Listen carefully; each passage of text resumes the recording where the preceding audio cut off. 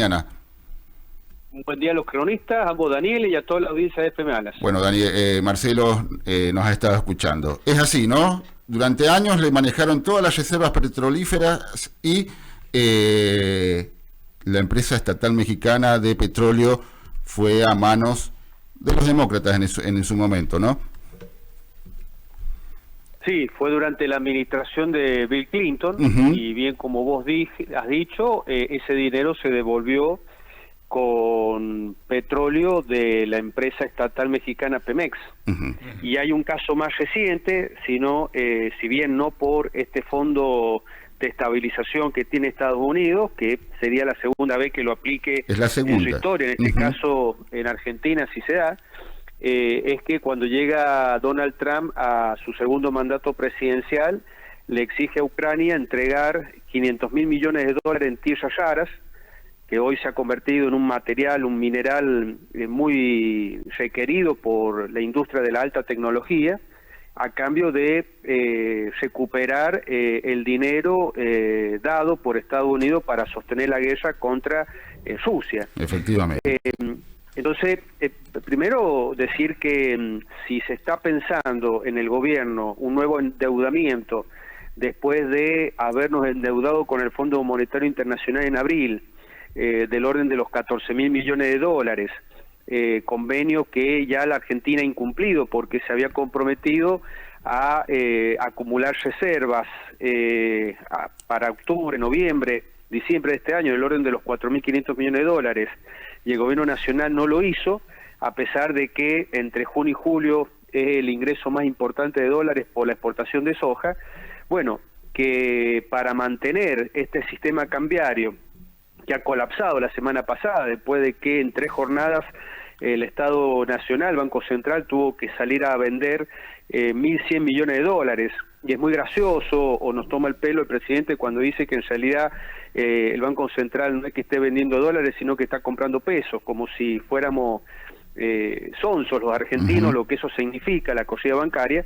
Bueno, que se tenga que pedir más endeudamiento a condiciones que pueden ser gravosas para nuestra soberanía nacional, es un muy mal augurio. Es decir, lo que hoy puede resultar para los mercados un alivio, una expectativa para no seguir apostando por el dólar en esta jornada financiera, se puede convertir nuevamente en una espada de Damocles para la Argentina, porque cada vez que este país se ha endeudado para sostener un tipo de cambio ficticio, todo ha terminado mal. Si aquí la pregunta es si van a pedir este dinero, que no va a llegar mañana, es decir, no va a llegar para las elecciones del 26 de octubre, pero que tiene un fin absolutamente electoralista, que es calmar a los mercados para que no se dispare el dólar. Seguramente ese dinero va a llegar para pagar los compromisos externos que Argentina tiene en enero, creo que del orden de los 9.000, 10.000 millones de dólares. Bueno, es pan para hoy, hambre para mañana.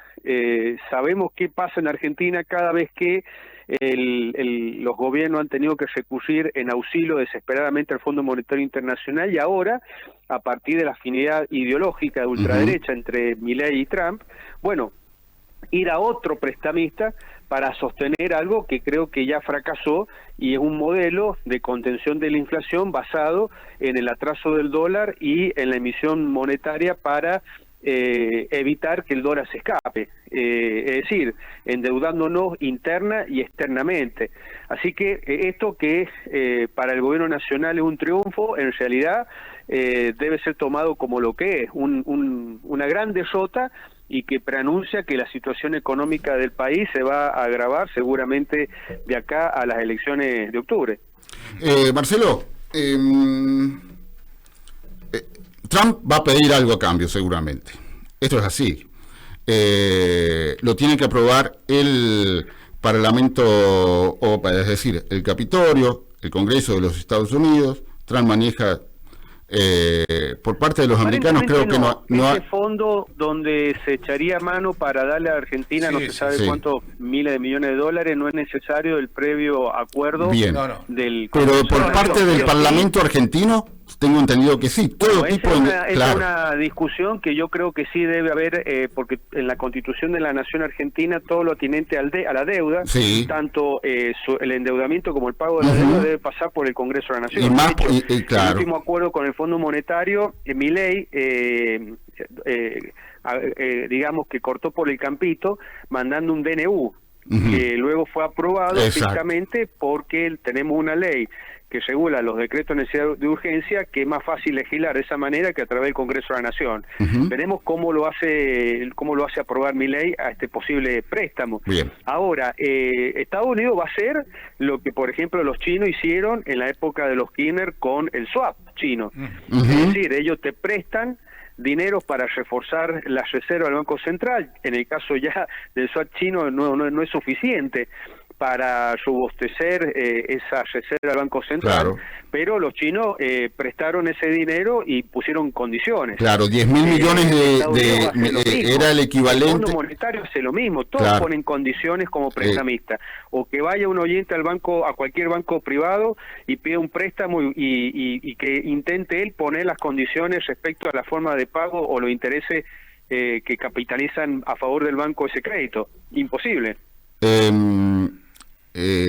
Marcelo, swap chino fueron 10.000, el equivalente a 10.000 millones de dólares que no convertibles, ¿cierto? Es decir, no se podían vender, servían de reservas nada más. Lo único que hizo Sergio Massa fue el logro de la gestión Massa, es de esos 5.000 millones, era utilizar esos 5.000 millones para pagar deuda china, nada más ni menos, los proveedores chinos, a muy corto plazo, ¿cierto? Sí, eso tuvo un origen en la época de Néstor y de Cristina, que era, para ello una manifestación de liberarse del Fondo Monetario Internacional que presta en dólares. Claro.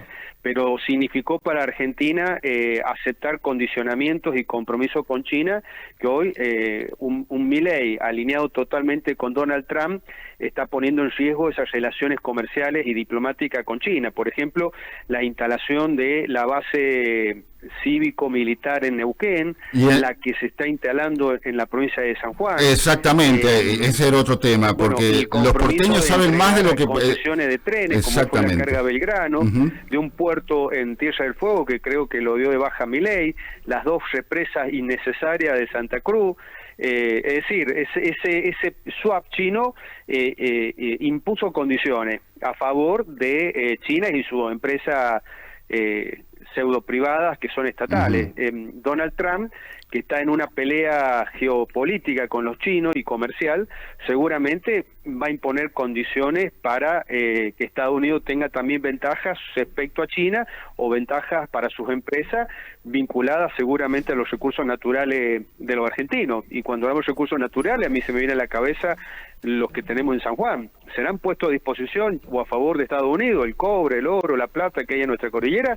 Veremos. Daniel. Sí, bueno, es cierto lo que acaba de decir el doctor Marcelo Arancibia, que tiene que ver justamente cuando una entidad financiera, bancaria, en este caso que tienen que ver justamente con préstamos internacionales que busca la Argentina. Cuando uno pide préstamo tiene que poder, pagar los intereses que corresponden y tiene que pagar de acuerdo a las condiciones que imponga justamente la Casa de Comercio. Usted va a sacar un crédito en cualquier lugar del país y el banco o financiera le cobra cierto interés. Y si no paga, ¿qué le dice? Bueno, lo demanda para poderle cobrar judicialmente. Lo mismo sucede con el orden internacional. El Fondo Monetario Internacional nació justamente también para esto, para auxiliar a los países que tengan algún tipo de inconveniente. Y si nos vamos internacionalmente, ¿quién cobra menos interés? Y lo está haciendo el Fondo Monetario Internacional.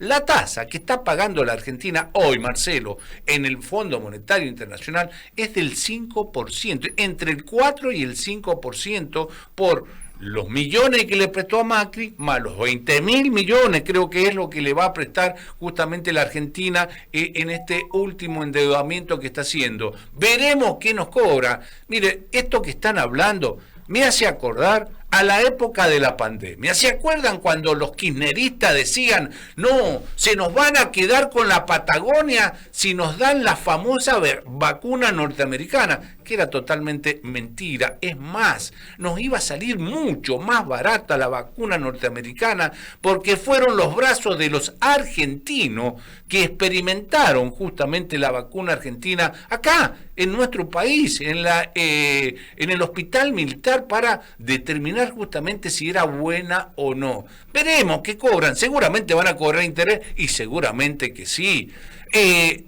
México tuvo que pagar con petróleo, sí, pagó con petróleo.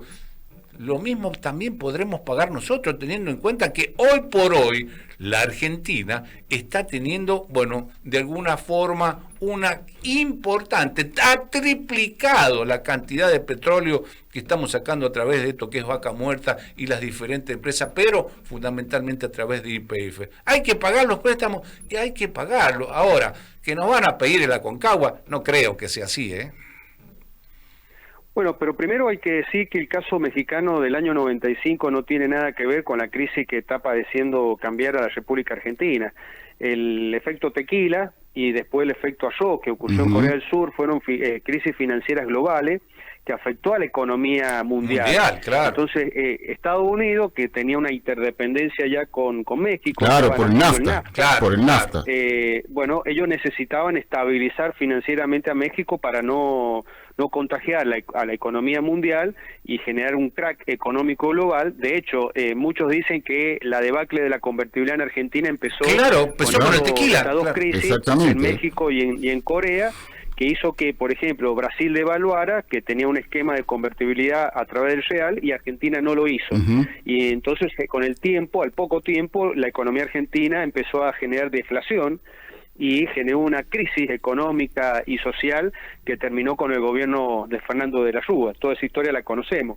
Acá no es un problema global. Argentina no es que sufra consecuencias de una crisis económica internacional. Sí, sin es ninguna un duda. problema doméstico, de mala praxis del gobierno nacional, y habrá que preguntarse si este dinero eventual que llega a la Argentina, ¿para qué va a ser? Algunos dicen que va a ser para asegurar el pago de los vencimientos cuyas reservas no se acumularon en enero y en junio del año que viene.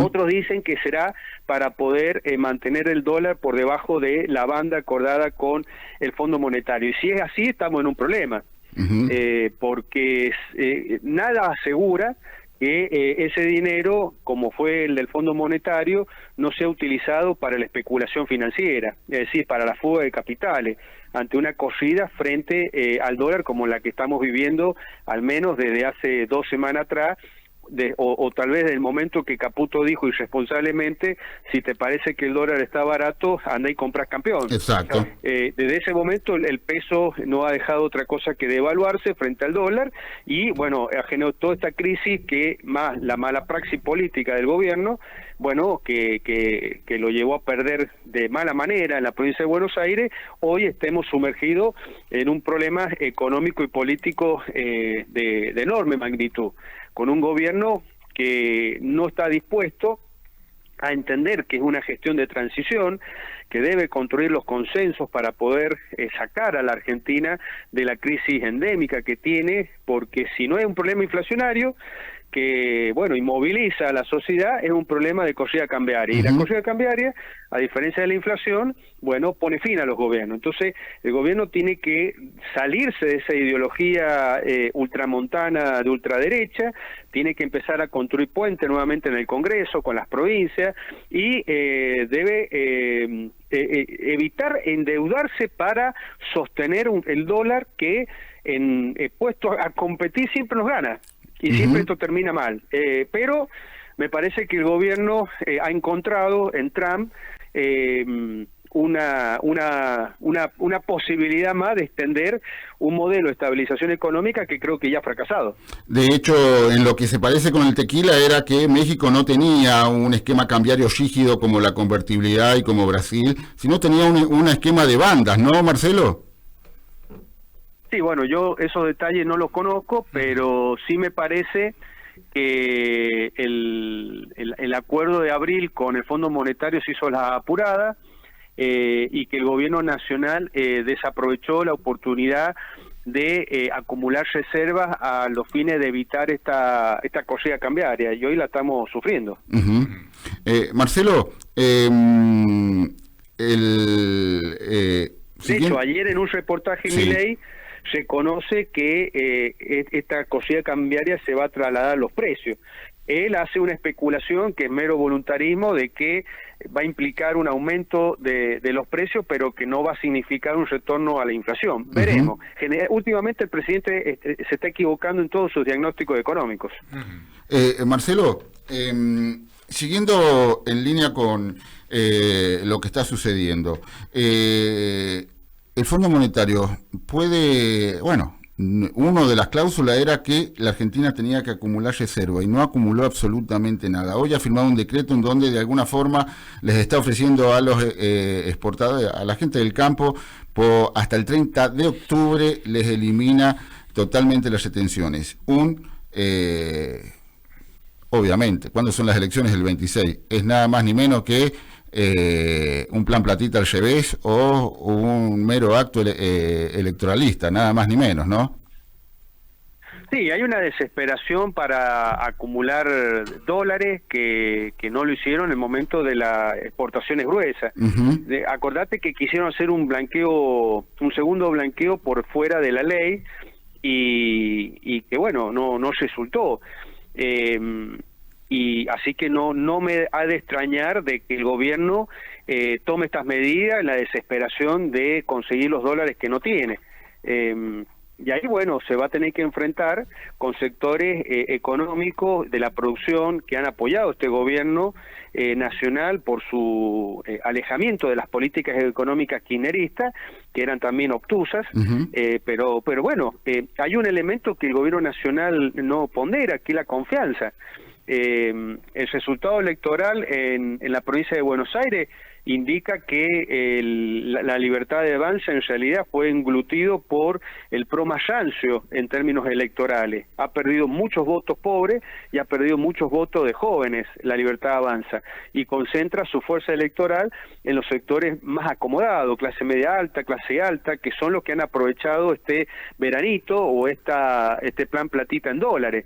Los que han podido viajar al extranjero, los que han podido cambiar el auto, los que han podido comprar una casa a través de un crédito hipotecario en dólares, pero eso es una minoría en la Argentina. El grueso de la sociedad argentina, está padeciendo un ajuste donde no ve la luz al final del túnel, donde se le dice, y no solamente se le dice que tiene que tener paciencia, sino que también se siente burlado por el gobierno nacional, por la forma en que trata a todo aquel que empieza a indicar que la cosa no cierra, que no está funcionando, que la plata no alcanza, que la mayoría de la gente no llega a medio de mes. Entonces, acá hay un problema de confianza y por eso que este gobierno, frente a estas circunstancias, acude a manotones, esperemos que no sea un manotón de abogado, pero lo cierto es que da una muy mala espina la solución sea para controlar esta corrida cambiaria y evitar el retorno de la inflación, ir a buscar un préstamo a los Estados Unidos. Así que veremos qué es lo que sucede en la reunión de mañana, Marcelo, con Trump. Puede ser que con esto, recupere un poco de confianza que había perdido en los últimos meses. Mira, con los mercados posiblemente, seguramente en los próximos días se va a calmar la corrida bancaria y el dólar no va a seguir su tendencia alcista, pero en los sectores que van a votar el 26 de octubre, esto no mejora su calidad de vida. No. De hecho, al gobierno yo creo que ya lo están cerrando, con pequeños comercios cerrando, gente 15.000, perdiendo el trabajo, 15.000, hay un informe que no le alcanza, que no hay changa. Sí. Así que veremos. Obviamente, si hay una corrida bancaria y eso se traslada a los precios, acelera el alejamiento de un grueso de la sociedad al voto libertario. De hecho, sí, seguramente has leído el mismo informe de Ismael Bermúdez, 15.000 para Clarín. 15.000 comercios han cerrado en lo que va en un año de, toma agosto a agosto, y 200.000 puestos de trabajo se han perdido, muchísimo. Esto es el especialista Ismael Bermúdez, Marcelo, que escribe para Clarín, lo cual, sí, la economía no arrancó nunca, de hecho yo creo que el gobierno ya dan por descartado de que la van a tener complicada en las elecciones dentro de un par de semanas, Marcelo.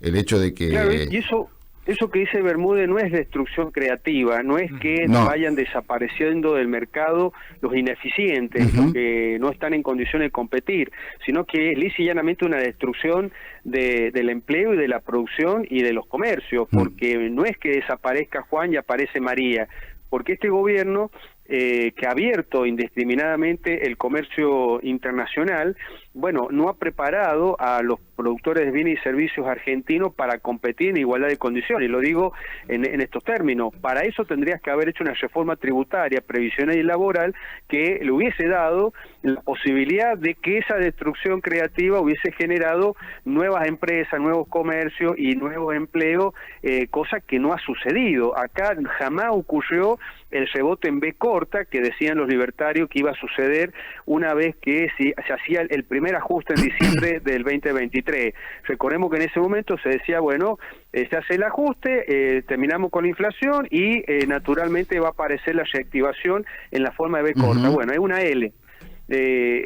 No levantó más la producción, es decir, y va a ser difícil porque la carga tributaria no ha llegado a estos sectores que generan actividad productiva. Tal vez esa es una de las razones de por qué pierden en muy malos términos electorales en el conurbano bonaerense, porque esta política de ajuste eterno, sin miramiento hacia la producción, descuidando el trabajo de los argentinos, bueno, ha tomado por principal víctima a los conurbanos. Vamos a ver qué pasa en la provincia de San Juan, donde todos los días también tenemos noticias de despidos, de achiques de producción, de cierre de comercio, cómo la sociedad sanjuanina va a reaccionar respecto a este fenómeno que también nos atraviesa los argentinos y que yo estoy convencido va a tener como principal destinatario ese voto castigo a el oficialismo nacional. Sí. De hecho, el viaje, lanzar la campaña en Córdoba es porque en Córdoba están mal, Marcelo. Vos sabemos que conoces Córdoba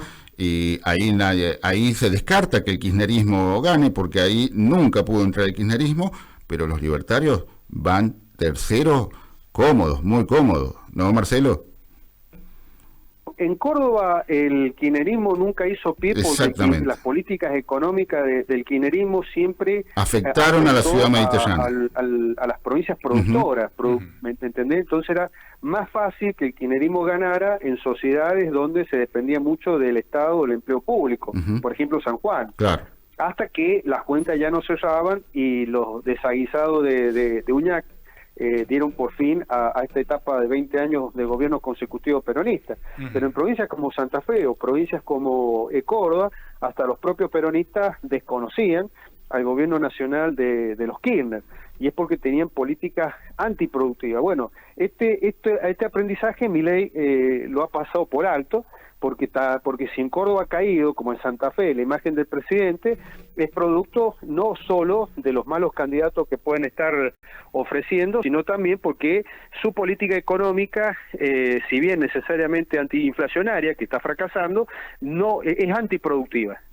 Entonces, donde la economía y el trabajo dependen en gran medida del sector privado, si todos los días se van cerrando empresas porque no dan los costos, y bueno, la respuesta electoral no se va a hacer esperar. Daniel. No, sí, en este aspecto que tiene que ver, ¿no?, con la imagen y con... Ayer había un informe, ¿no?, donde se hablaba de cuál era, en realidad era una encuesta, ¿no?, pero no preguntaban la cantidad de votos, sino le preguntaron a la sociedad del país de cómo consideraba el gobierno, ¿no? Bueno, la imagen cayó bastante de la imagen positiva del gobierno de Javier Milei a el 39% positiva y un 52%, si mal no recuerdo, negativa, lo cual hacía de que por primera vez superara el 50% de imagen negativa del presidente de la Nación o el gobierno de Javier Milei y que tuviera tan solo un 39% de imagen positiva, lo cual de alguna forma y con el margen de error, se podría llegar a un 40%. Con un 40% y tal vez un poquito más con estas medidas que se están tomando ahora, que yo creo que algún tipo de confianza puede recuperar. ¿Con cuánto ganaría? ¿Con 42, 43%? Sí, no, yo creo que el gobierno nacional es consciente de que no va a ganar arrasando en las elecciones, no, eso y seguro. con la prepotencia que Milei en su oportunidad se refirió a los gobernadores, decía que los esperaba el 11 de diciembre. Yo creo que el 11 de diciembre el presidente va a tener que esperar a los gobernadores y al nuevo Congreso después de tomarse muchos tranquilizantes, porque la verdad es una persona cuya irracionalidad es producto de que no está tranquilo, es una persona con una psicología violenta y de la violencia no nace la razonabilidad. Sí, claro. Esperemos que esa razonabilidad llegue, porque si no se le va a complicar muchísimo la gobernabilidad a partir del 10 de diciembre, independientemente del resultado electoral, porque lo que no va a ocurrir es que después de estas elecciones los libertarios tengan la mayoría absoluta en ambas cámaras, va a tener minoría.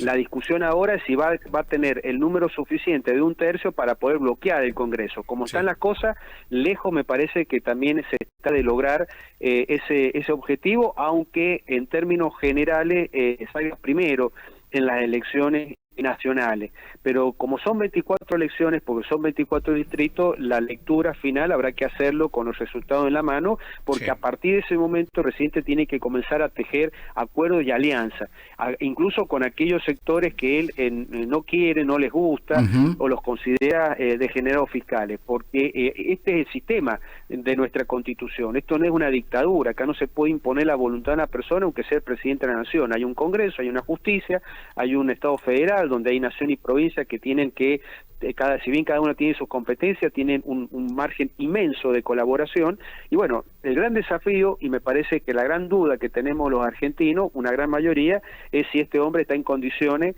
psicológicas e ideológicas de entender que es un presidente de transición y que el 10 de diciembre de 2027 tiene que entregar el país a otro presidente en mejores condiciones que la recibió. Y si quiere tener chance de una reelección, y bueno, por la suya no la va a conseguir, necesita hacer política democrática, y ahí viene la duda, si es capaz de hacerlo. Claro, si es capaz de crear los consensos necesarios, ¿no?, para poder tener la gobernabilidad en el Congreso, tal cual lo está manifestando Marcelo. Sí, un resultado muy favorable, este hombre se va a emborrachar en soberbia y va a ser peor. Claro. Mejor que si gana que sea por poquito. Probablemente baje la espuma un poco. Leía un informe, decía que probablemente logre obtener justamente lo que es blindar los vetos. Necesita 50 diputados más para poder blindar los vetos en diputados, por supuesto, y de alguna forma, si logra también estos consensos con los gobernadores, podría llegar a tener justamente un Congreso favorable para llegar a hacer la reforma, porque hablaste muy bien de la reforma que necesitaba y que no lo pudo hacer. No lo van a dejar hacer ningún tipo de reforma. Fundamentalmente el kirchnerismo y fundamentalmente en el Senado, que tienen una mayoría prácticamente importantísima, si bien es cierto no es absoluta, pero tienen una mayoría prácticamente absoluta, y mucho más si lo ayudan los radicales como Lustó y entre otras hierbas que tiene justamente en el Senado de la Nación. Pero probablemente, más allá de que no tenga una elección tan exitosa como ellos se la creyeron, porque lamentablemente se creyeron Napoleón o se creyeron reyes, y la sociedad les pagó con esto, ¿no? Decir, no, todavía falta mucho, y romper los consensos con los gobiernos, con los amigos, fue verdaderamente el gran error, creo, que cometió el gobierno de Javier Milei, ¿no? Sí, no solamente se dedicó a romper todos los puentes con los cuales podría haber construido una base del Congreso de la Nación para sostener las reformas que el país necesita, incluido muchos gobernadores, incluso gobernadores justicialistas que se han sentido traicionados, el caso de Salta, Tucumán o Catamarca, no solamente los que fueron electos por Juntos por el Cambio, sino que este gobierno tiene otra particularidad que incluso expulsa a los propios. Exacto. Es decir, en el Senado han habido baja, la vicepresidenta en primer lugar, en la Cámara de Diputados también hay sí, ya tiene, de los 30 tiene 3 bloques, claro. Exactamente, claro, así que entonces, tampoco garantiza que, acá mi compañero habla de un número de 50, de que los 50 no estén cruzando el charco 25 la mitad del otro día, claro. Marcelo. Porque bueno, en la provincia de Buenos Aires ya ha pasado, ya elegido gente que por su extracción peronista no es confiable de mantenerse en las malas al lado del gobierno nacional. ¿No? Pero porque acá, nos gobierna el kirchnerismo, básicamente, Marcelo. El jefe han cogido a Karina Milei y han puesto a esta Pilar de nombre, ¿no? Karina Milei. Sí. Es Karina Milei. Sí, no. Un muñeco y pone otro muñeco. Sí, bueno, pero a ver. En la etiqueta dice pertenece a Karina Milei. Años atrás, pero mirá, años atrás, Marcelo, esta chica estaba en el directorio de la Cámpora en Aerolíneas Argentinas. Mariano Recalde. Exactamente. Entonces, ¿de qué liberales me están hablando? Aparte, por eso el enojo que hay, por ejemplo, en San Juan, de las 3 listas libertarias que compiten con la lista oficial de los libertarios. Vos los escuchás por las redes sociales o en algún reportaje y te llama la atención que son más críticos de Milei que lo que puede ser en esta campaña el peronismo. Claro. Vos querés escuchar a una persona crítica a Milei y a su séquito, tenés 3 opciones electorales en la provincia de San Juan, y no es el PJ. Entonces, hacia los propios, gente que como en San Juan se la jugaron por Milei, los destrataron, los echaron, los ningunearon, no lo dejaron participar como todo el mundo quiere participar de un gobierno que ha apoyado y que ha creído desde la hora cero. Entonces, no es solamente que tiene un problema con los posibles aliados y con los adversarios del peronismo, tiene un problema interno fenomenal, no solamente la interna entre Karina y Santiago Caputo, sino también mucha gente que han terminado echándolo, Yamiro Maya, ahora la Fuerza del Cielo, me imagino que el gordo Dan se habrá ofendido por lo que dijo Milei en Córdoba, que lo desconoció. Entonces me parece que es un gobierno que se autodestruye, se autoboicotea, Marcelo. Es su conducta, es su psicología personal y de los hermanos, pero también hay una cuestión ideológica que hace que avancen de esta manera, llevándose puesto todo. La diferencia entre un ultraderecha como Trump en Estados Unidos y un Milei en Argentina es que Trump tiene atrás el Partido Republicano. Claro. Es decir, es como si Milei fuera el representante de la ultraderecha, pero tiene atrás el Partido Justicialista, que domina ambas cámaras del Congreso, y que tiene más de la mitad de los gobernadores provinciales. Entonces, para Trump, todas las locuras que hace, como por ejemplo investir contra la prensa, mete una demanda de 15.000 millones de dólares al de New York Times, llamar a un medio para que echen a un colega, efectivamente. Claro. Bueno, eso lo puede hacer Trump porque tiene incluso hasta mayoría en la Corte de Justicia. Por eso Estados Unidos ha dejado de ser el faro de la libertad y la democracia. Estados Unidos ha entrado en un modelo de muy baja calidad democrática donde las libertades están en riesgo, empezando por la prensa. Bueno, Milei no puede imitar eso porque él fue un outsider, llegó solo, sin legisladores, sin gobernadores, y en vez de dedicarse a construir en función de su realidad y dejar de lado el dogmatismo y la estrategia permanente del odio, tendría que haber... yo creo que ya, vos lo has dicho, Marcelo, la grieta ya no es redituable. Esto de kirchnerismo nunca más, ya, porque la gente ya quiere empezar a vivir, a mejorar su calidad de vida, Marcelo, ¿no es así? Además, le pide algo a la gente que la gente ya lo sabe. O sea, la gente ya tiene claro que el kirchnerismo nunca más.